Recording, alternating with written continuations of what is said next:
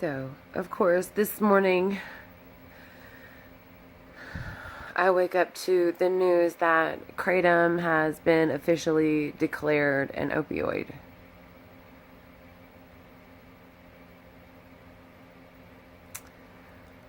By the FDA. Well, it could be any. I mean, it is the FDA, but I'm saying it really doesn't matter who says it. So, inevitably, scheduling is to occur with Kratom. That's how I don't see it going any other way. And I see it handled on a federal level. They're probably going to put it under Schedule 1 right before they release their new drug containing all of the alkaloids, or at least some of the alkaloids. Synthetically modified, of course, because they can't patent actual leaf. And we've known for a few years that they've been working on this, and that they may have actually finalized a product by now. So, this is all just propaganda. Calling it an opioid. Basically, I feel like the internet has been scrubbed clean of everything that was on there, say 24 hours ago. Because as of 18 hours ago, Kratom is now an opioid. Whereas before, an opioid was basically, it described derivatives of opium as well as synthetic opiates. I think I'm getting it right. I may be getting the opiate and the opioid backward, but it really doesn't matter because it's all based on opium and the poppy plant, okay? Kratom is not opium. It does act on many of the same receptors.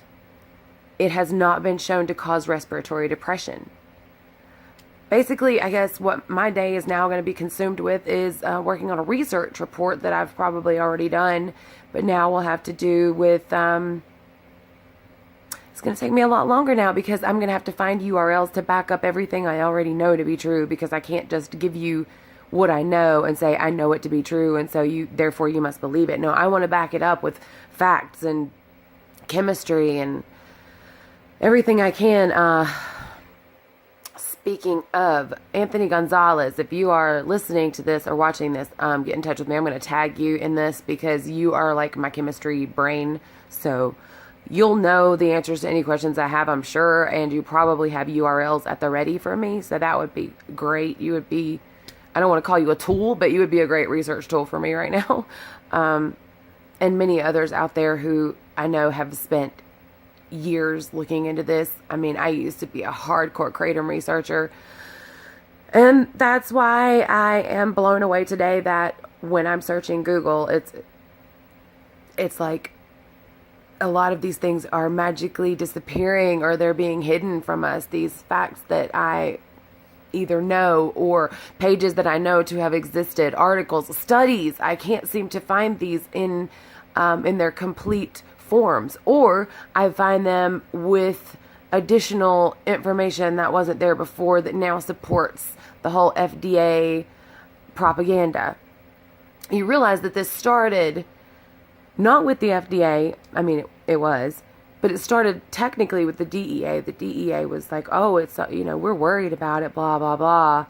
And the DEA being called the FDA's lapdog. Well, the FDA is basically Big Pharma's lapdog because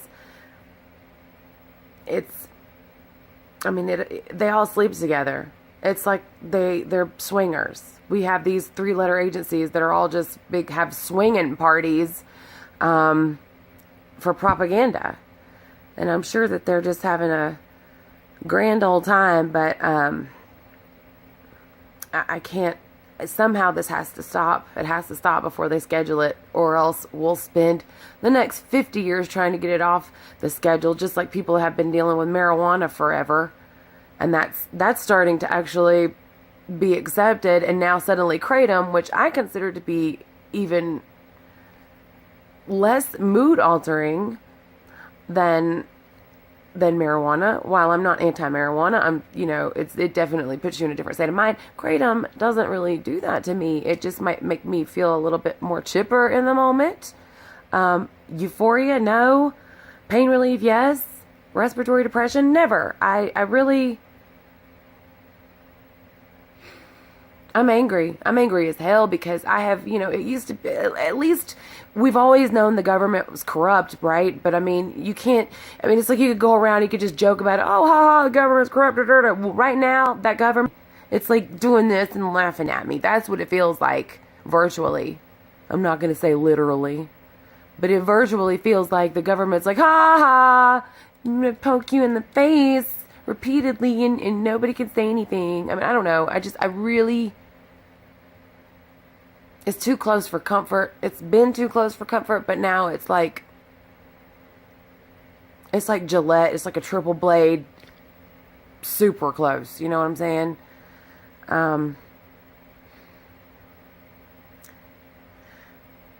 I don't even want to include this in the war on drugs, because the so-called war on drugs was basically perpetuated on both sides by like the CIA, which is weird. So now we have the most benign thing I've ever put in my body, and I'll probably say it wrong, Mitragyna speciosa. It's the most benign thing I've ever put in my body, Kratom. Thank God I just placed an order too. Is basically now going to be considered dangerous.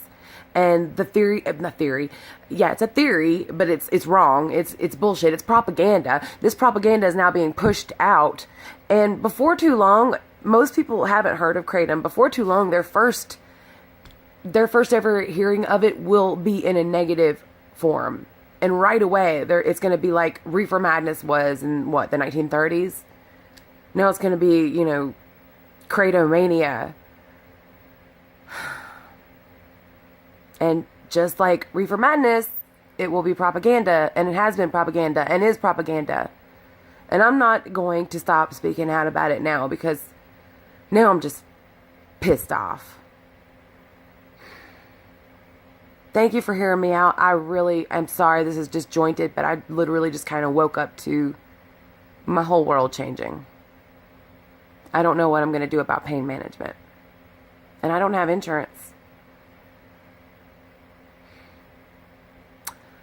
So, happy Wednesday, everyone.